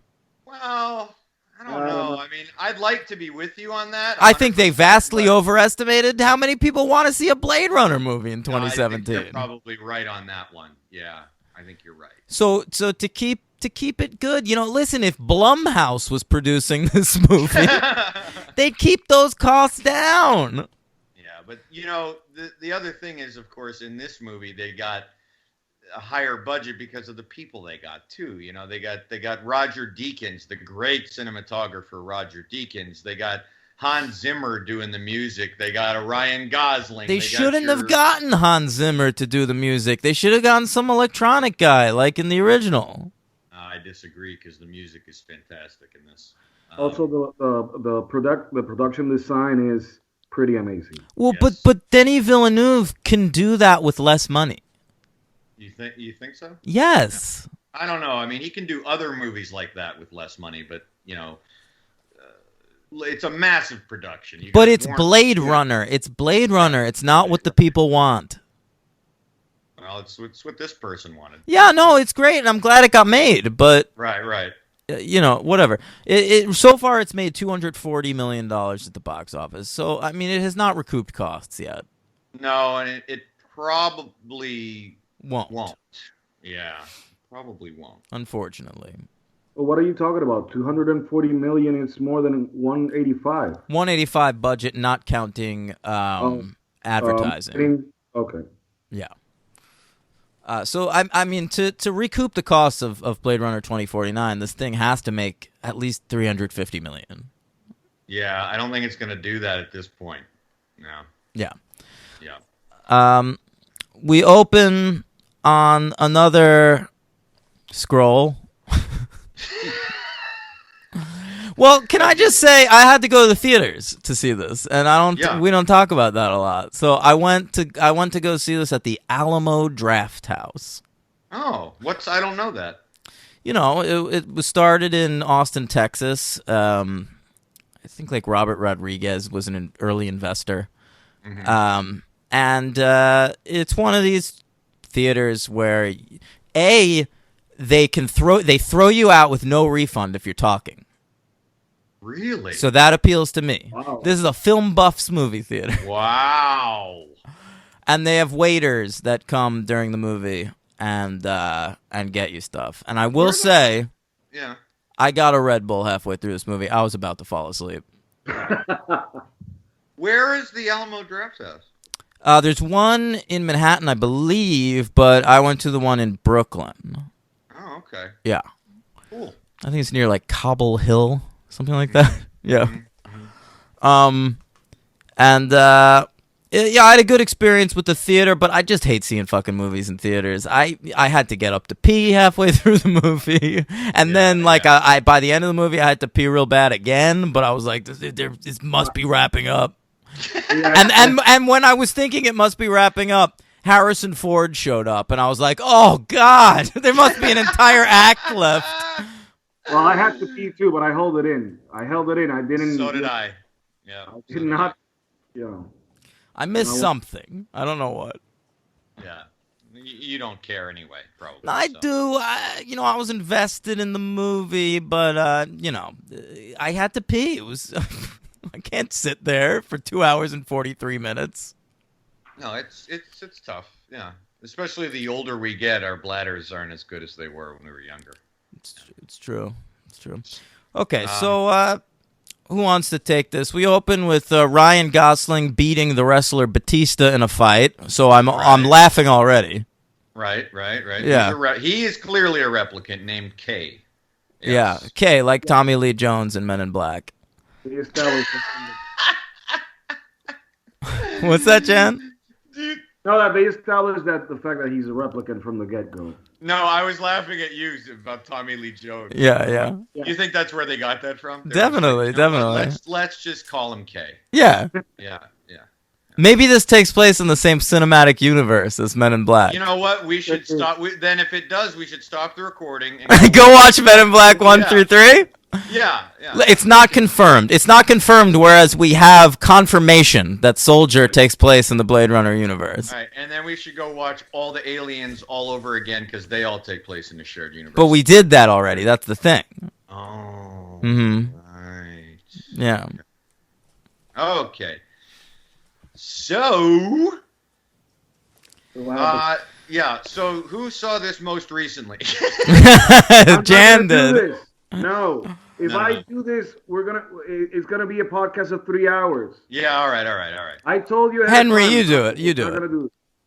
Go ahead. Okay. So basically, Ryan Gosling is a replicant Blade Runner who is tasked to retire rogue replicants who now are actually allowed to be on planet Earth, but there are some that are not, and so he is to find them and kill them. And the Tyrell character has now been replaced by Jared Leto. Oh, for fuck's sake. Jared Leto. What? Jared Leto. Oh, that's... I hate this tool. Yeah. Yeah. Listen, now every time I see Jared Leto in a movie, I'm thinking, ooh, what were the fun method things he did on the set of this? I know. Well, was he just like boning robots? I don't know. Leto, I think he started out his career kind of as a normal human being, right? And then what happened? He turned method, and then that was no going back from that. Like in the fucking Dallas Buyers Club. Well, I think the problem is he was always a method actor. So, or his first role is Jordan Catalano on My So-Called Life. So, Jordan Catalano is a stupid high school kid who doesn't know how to read, and he decided that in real life he was going to play that role method for the rest of his life.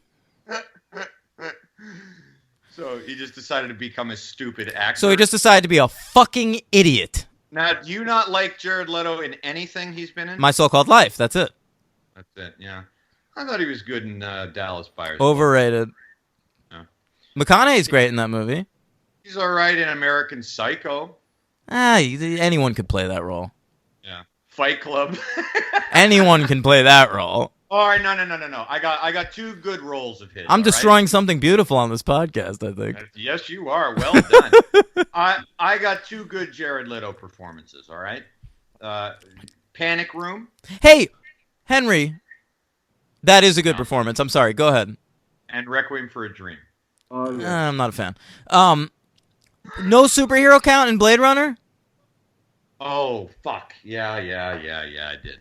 I got sidetracked by your soldier repartee. Yep. Yeah, sure. I'll run through it. There's only there are only 7. That's not only. That's a lot. I know. I'm gonna run through it real quick, but they're all good. So Sean Young was Catwoman on Oprah. That's one. There's still a video of that. I've seen it a couple times. It's on YouTube, I think. Good stuff. Mm-hmm. Rutger Hauer is in 2 things. He was in Batman Begins, and he was in Sin City. Who was he in Batman Begins? He plays the guy that takes over the Wayne Corporation when Thomas Wayne is murdered. Oh, all right. Edward James Olmos was in the Green Hornet live-action Seth Rogen film. Oh. And he's in Agents of S.H.I.E.L.D. Oh, yeah. M. Emmett Walsh was in the 1990s TV series The Flash as Barry Allen's dad. Oh, interestingly enough, in the new Flash, Barry Allen's dad is played by the guy who played The Flash in that show. William Sanderson, who played J.F. Sebastian, was in The Rocketeer and in Batman the Animated Series. Brian James, who played Leon the Replicant, Leon the Professional Replicant, was in the 70s TV show The Incredible Hulk, of course, and Superman the Animated Series. And then the final 2, Joanna Cassidy was also in this Superman animated series. And the ever-present, what did you used to call, Dan, that Asian actor who's just in everything whenever they need an old Asian man? What, James Hong? Yep, that's James Hong in Blade Runner, if you remember, the eyeball guy. Yeah, I was happy to see him. I'm always happy to see that guy. Yeah, well, he was in Wonder Woman, the TV show with Linda Carter, Lois and Clark, Agents of S.H.I.E.L.D. He's like 90 now. Yeah. And he was in the Spawn HBO TV show and Teen Titans and Teenage Mutant Ninja Turtles. Oh, there you go. Okay. Done. All right. So Ryan Gosling. A word about Ryan Gosling. He's an actor I love.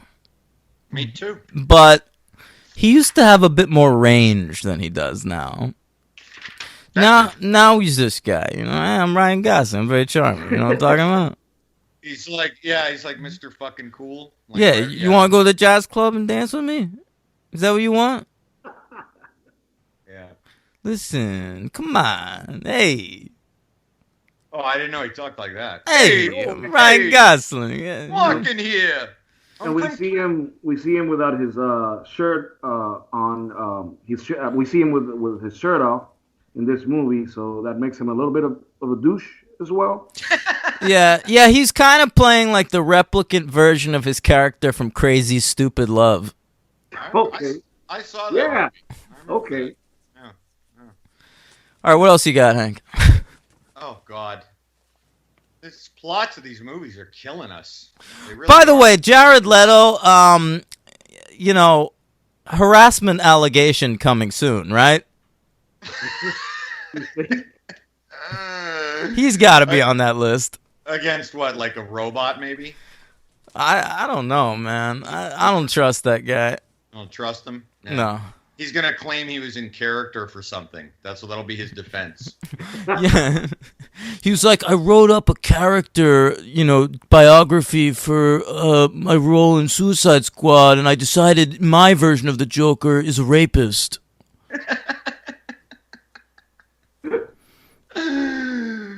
Oh God. All right, I gotta blow through this. So basically, Gosling, when he kills Dave Bautista, finds the remnants of a person, which is then later to be revealed to be the replicant. A replicant. The replicant was Rachel, Sean Young's character from the original movie. That's right. And we are. By the way, Batista's great. He should be in more stuff. I agree. I agree. Yeah, he is very good. He's very effective in a very short scene. Mhm. I was So- bummed when he died early. Because I saw him in the trailer, and I was like, fuck yeah, Batista. Good fights, you know. Good. Yeah, real good. So basically, we find out in a nutshell that replicants can reproduce, and that is what made Rachel a special replicant. Not that she lived forever, but that she actually had the power of reproduction, which means. But only her. Only her. That's the only replicant that was. Okay, so now her and Harrison Ford had a child, Another replicant. and if you believe Harrison Ford was a replicant, then I assume the child is a replicant. If you believe that Harrison Ford was a human, then that means that a human and a replicant. For can the purposes of reproduce. this movie, he's a replicant. Harrison Ford. Yes. I disagree. Ah. No. I don't know about that either. But Okay. we'll get to that. So is their replicant child a rape baby? Oh my God. No, they had a life for a few months after they get in the elevator. So I guess that- Yeah. Stockholm syndrome. After the first encounter, I think that it became consensual. She says, "I love you" at the end of Blade Runner. Remember? She does. She does. Yeah. So basically, we find out that Ryan Gosling, there's a little bit of a MacGuffin plot going on in the movie that I wasn't nuts about. I don't think it was entirely necessary, which is that Ryan Gosling is sort of led to believe for a while that he might be that child and he is actually human. I didn't quite see the need for that. There was enough going on that I didn't think that was necessary, but they got rid of it quickly enough. I for liked me. it okay. It genuinely Yeah. convinced me. And Did it? Yeah. Oh, did it really? Part of the plot. I didn't buy it. Yeah. I was okay with that. I didn't buy it, but I thought that it was a really big part of the plot.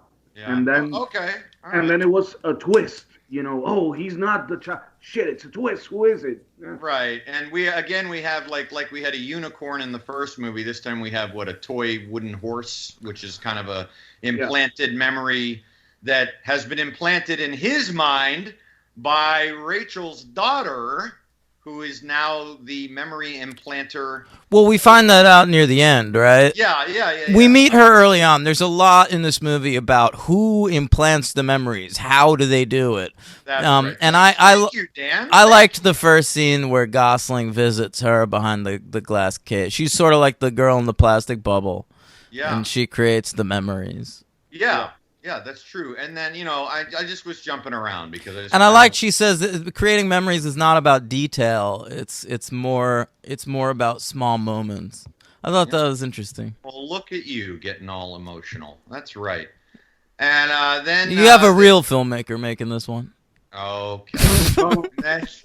well, it should be said too, and I'm sorry to No, point, please. to point this out again.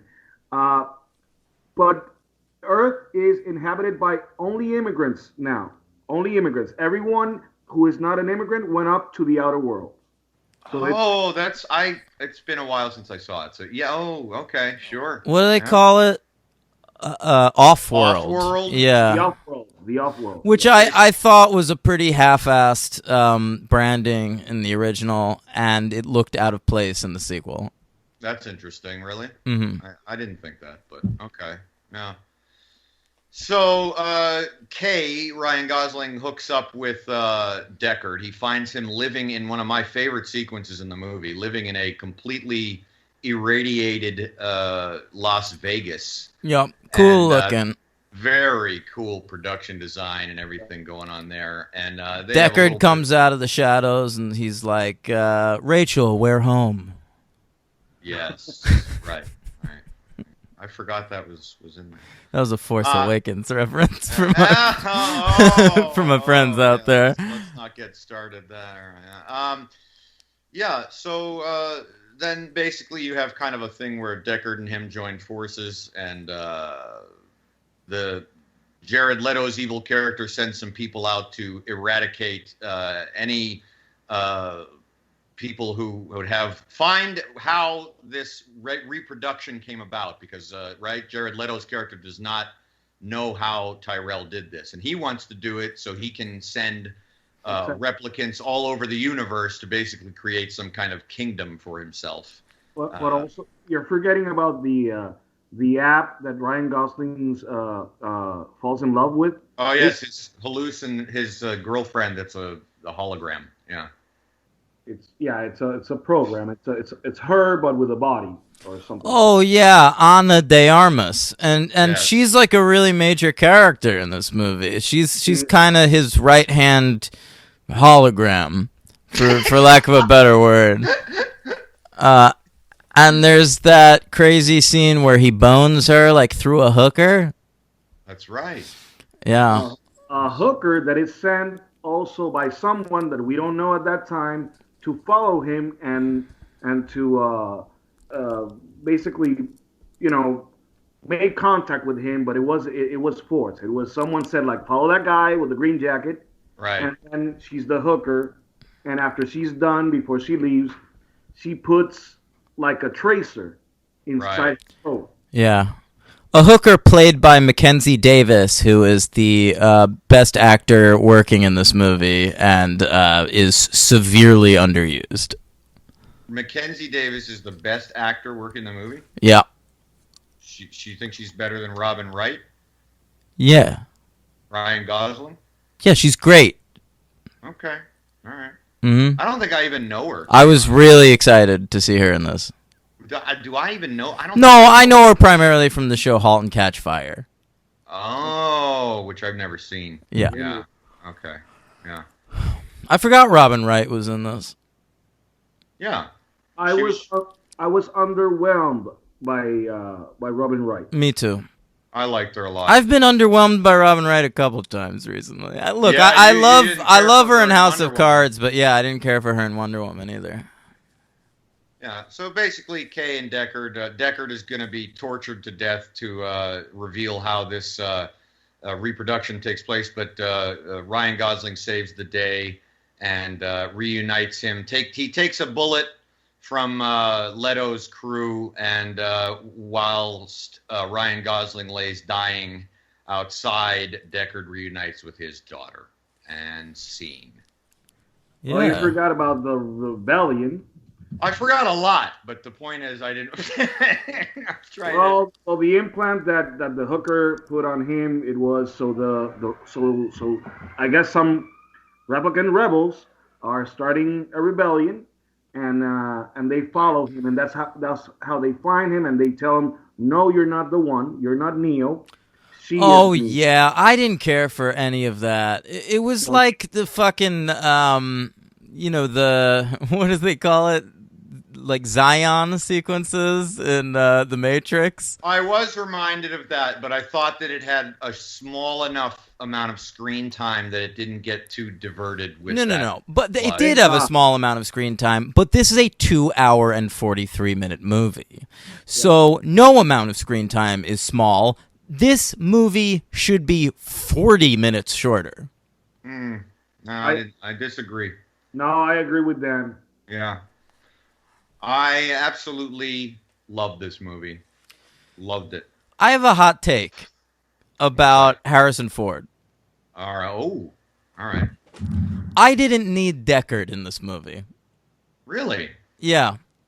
I was enjoying it fine for the first 2/3 or whatever it was when it was just following the Gosling character.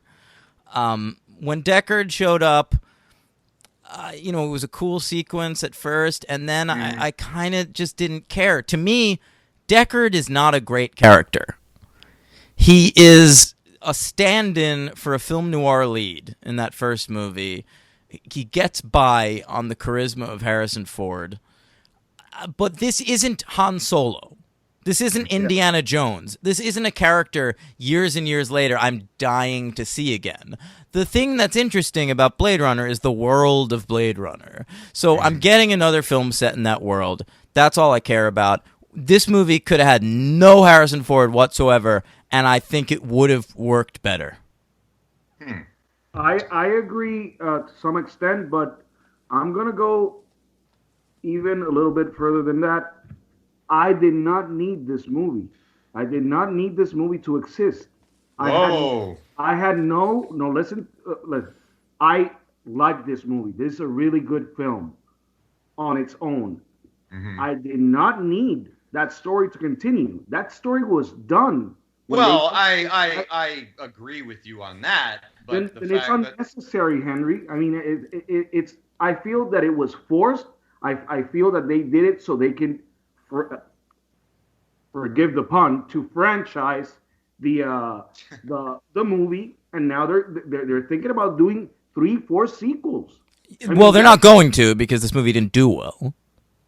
But it did well enough that at least one. It's not going to happen. You don't think so? No, it's done. It's dead in the water. Because they were really banking, even when it didn't open here, they were hoping it would open in Asia. Because there's a very strong Japanese and Chinese element to this film. I mean, the visuals are incredibly influenced by Hong Kong. Yeah. Tokyo. Yeah, absolutely. And I mean, it didn't. No one cared. Yeah, interesting. It's a good. By the way, Jan, you can use the name of our show as a pun anytime you want.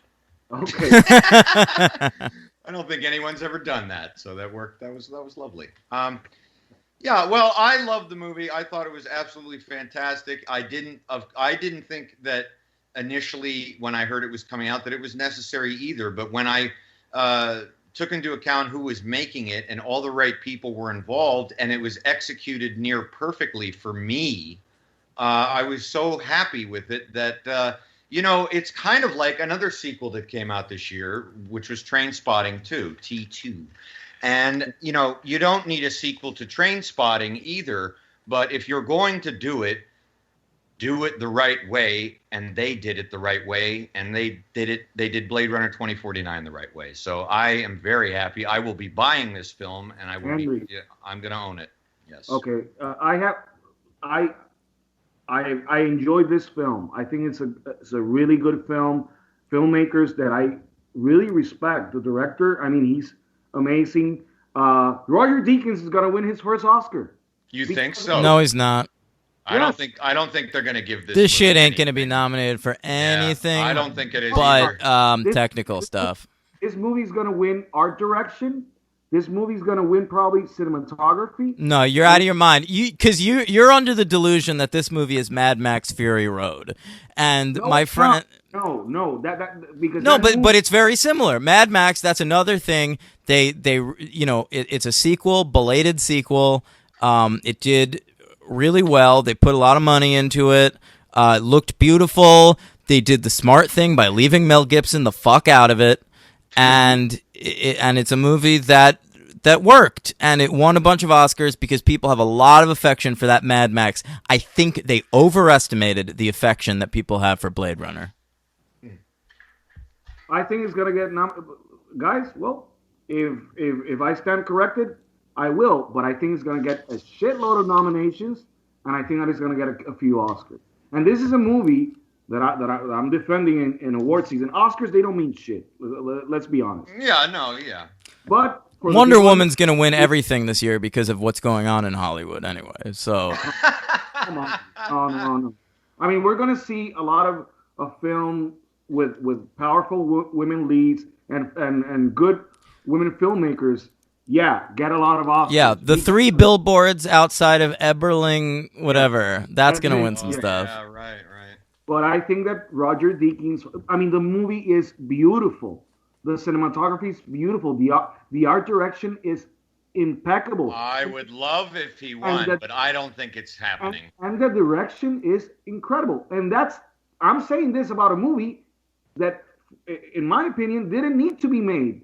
Yeah. And I actually almost don't appreciate that it was made and that it interfered with the original Blade Runner. And we haven't even talked about whether Deckard is a replicant or not in this movie, because I think we have different opinions. No, because I think Denis Villeneuve is probably more on the side of Hampton Fancher with this debate, in that it should have been ambiguous in the first one, and so I think it is treated as a lot more ambiguous in this movie. A lot more. Yeah, I agree. We have a scene, but I'm taking it in continuity, and I think Blade Runner explicitly states that he's a replicant. So I was watching it as though he's a replicant. Right.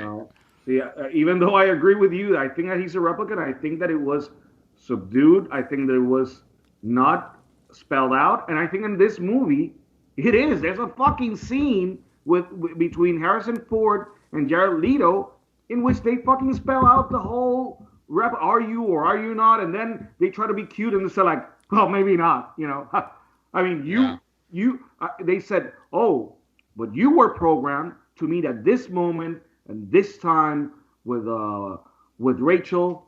And then after he says that, or maybe not, you know, let's be coy about it. Right. It was a little cheap. It's cute. A little bit more problems with the script of this movie than the original Blade Runner, and this is a movie that I liked, but I almost wish that it wasn't made. To be honest. All right. Well, you want to wrap up there, Daniel? Yeah. What do you give it? I'm giving it 5 stars. Jan? 3 stars. Yeah, me too. 3? Yeah. Okay. All right. MVP, LVP? Right. You go first, Hank. MVP is Denis Villeneuve. Yeah.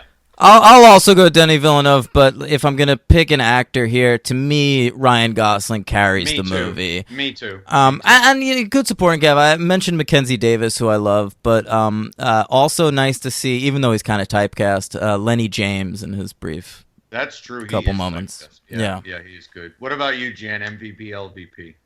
Well, Villeneuve, if I pick a filmmaker, but I'm gonna pick an actress that was part of 2 of my favorite sequences in the movie, and that's Ana de Armas.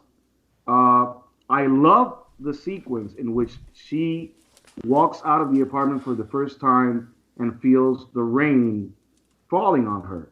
I thought that was really beautiful, and I also like that weird hooker app, you know, Ryan Gosling fuck scene. I like that scene too. I also liked it, and she was part of it. And I will say Ana de Armas, I think, is going, if someone succeeds off the back of Blade Runner 2049, it's going to be her. I think this movie is going to launch her the way Ex Machina launched Alicia Vikander. Oh, okay. A bold statement, but I agree. Any LVP? I was open to suggestions here, so Jared fucking Leto. Yeah, I agree. That's fine. I'll go along with that. I have a quick superhero count: 5 people. Jared Leto, obviously. The Joker. That's right. The best Joker. Am I right? Oh, obviously the best Joker. Obviously, better than any of them. Yeah. Heath who? Dave Bautista, of course. Drax, sure, Drax the Destroyer. And was also in Smallville, playing a character named Aldar. Sure. Robin Wright in Wonder Woman played Antiope or Antiope or what? Antelope. That's not it. Yeah, that's who she played in Wonder Woman. She's one of the Amazonians. She's not like Hippolyta or something? She's Antiope. All right, whatever. Whatever. David Dastmalchian, who we covered once before in something. He was in the Dark Knight. He was in Ant-Man. He's in Gotham, and he's in the new Flash. This is one of those freaky kind of looking guys. He always plays a weirdo. He was also in Prisoners. Yeah, so he's a Villeneuve guy.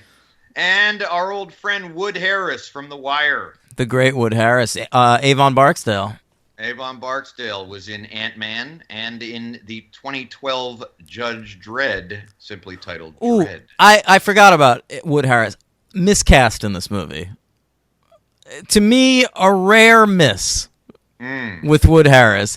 That being said, you know what one of the best scenes in this movie is? What? Barkhad Abdi. What did he play in this? I don't even remember. Oh, he Gosling goes to Barkhad Abdi. He's sort of like a bookie or something. Yes. Yeah, that was cool. Yeah, he's great, that guy. I wish he'd get more work. I mean, he looks a certain way, so he can only play certain roles, but he's great. Right. All right, final thoughts, Jan? Rank them. In what way? Rank them. Worst to best. Worst to best. Blade Runner 2049 and then Blade Runner. If I'm doing Dan's ranking, I'll do Soldier. No, you haven't seen Soldier. You can't do that. Oh, but you made me feel like I was there. No. Yeah, okay. Jan? Go ahead. I mean, one is a masterpiece. The other one is a really good movie. So that's it. Blade Runner 1982. It's a masterpiece. And the other one is a good attempt. A really good attempt. All right. Number 3, Soldier. Number 2, Blade Runner. Number 1, Blade Runner 2049. Whoa. Wow. That shit is crazy, man. It's a better movie. No, it's not, man. Now, you know how you shit on my top 10 list? You're gonna put your foot down. You're fucking crazy, man. They're both better than Tootsie. Oh, slam him, Jan. Slam him. Let him have it. I guess so. Soldier's better than Tootsie. Take him down, Jan. Take him down. No, it's his show. It is my show. Thank you for recognizing. I love the guest. The guest defers. It's very polite. It's very nice. Very nice. All right. All right. For fuck's sake, people. For fuck's sake, people. This is annoying now. It really is getting annoying. Leave us a been a 5-star rating or review on iTunes. We need that shit, motherfucker. No. You pieces of garbage. You replicants. All right, that covers that. Yeah. Anybody we need to reach out to? Any fan mail? I'll tell you what. Yes, but I'm looking. Hang on. While you're Hey, looking, we have an iTunes review on British iTunes. We got an iTunes review on British iTunes? That's right. Really? British. I'm sorry, Jan. Say your thought really. Go ahead. No. I just wanted to, I'm going to get a little serious right now because I don't get this platform very often. But as you all know, on September 20th, horrible hurricane hit the island that I'm from, and that's Puerto Rico. People, things are really bad. Still, it's almost been 2 months since the hurricane touched down, and it's been declared the biggest natural disaster in American history. In American history, and I'm going to make a point of saying that. Yes. If people, I think that 50% of this country doesn't know or understand that Puerto Ricans are Americans. We've been Americans since 1898 when we were invaded by this great country. And they gave me a passport, and I appreciate that. But there's also responsibilities when you colonize 4 million citizens and you make them their own. My grandfather fought in World War II.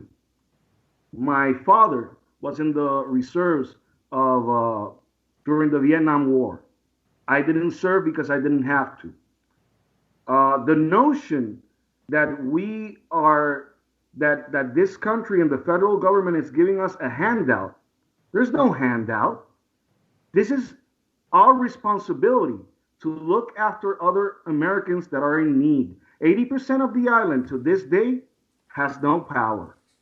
There was some numbers released that compared to last year in September, over 500 more deaths has been reported than normal. But they're not being counted on the death toll. We have a third in chief that throws in our face our debt, that he is personally responsible for 33 million of that debt for building a fucking golf course that went bankrupt because guess what? Puerto Ricans don't golf. And then he bailed on us. But he has no problem in telling us, it's your problem. We can't be there forever. Well, guess what, motherfucker? You have to. That's your responsibility. That's fucking Americans there. They're suffering. They're dying. They're hungry. They're without water. They're without electricity. So as Americans, we should do the right thing and take care of our own. Isn't that what makes this country what it is? So I'm sorry that I got a little serious. I got a little emotional. I had to take my mom out. My mom was there when this happened. I have friends and I have family, and they are suffering right now. So let's not forget about Puerto Rico because things are not good. It wasn't the federal government is not doing their job, and they have to. It's their moral and legal responsibility.